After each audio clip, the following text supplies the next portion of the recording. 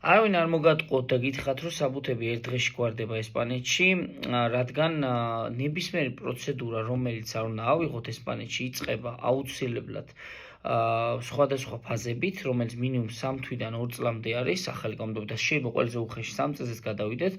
ხელის მოწერაზეც რო ვილაპარაკოთ, მაგალითად ელემენტარული და ეგრევე მოქალაქე ხვდები, ასე არ ხდება.